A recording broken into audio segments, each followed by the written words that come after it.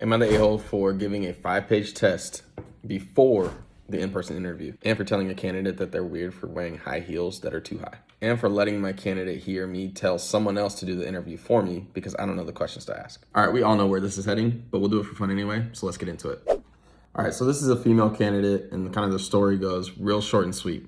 She's applying for an engineering role. It's entry level. She's interviewing with 2 men, and as soon as she walks in, early, by the way, is given some paperwork to do. While she's doing this paperwork, the manager comes in, gives her a 5-page test that she has to take before the interview ever starts. So 10 minutes before the interview starts, she's having to take this test. While she's taking the test, the manager goes to the receptionist and says, "Why is she wearing heels? And why are they so high?" So now they're judging looks, outfits, stuff that wasn't on the job description, stuff that wasn't in the emails before the interview ever happened.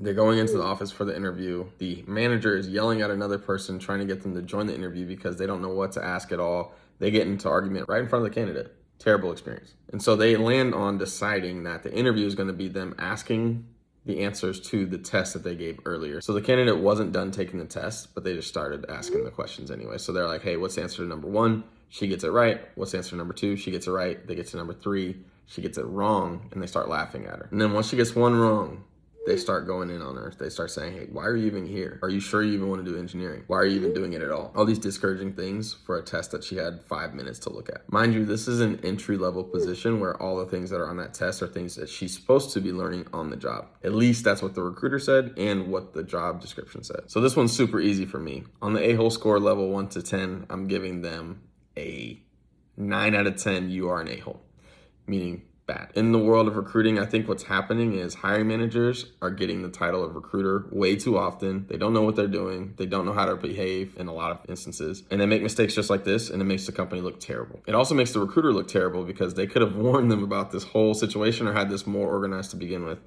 But no, they scheduled the interview. They're glorified interview schedulers. They're not strategic. They don't have a seat at the table. These are the problems that happen when recruiting is not strategic.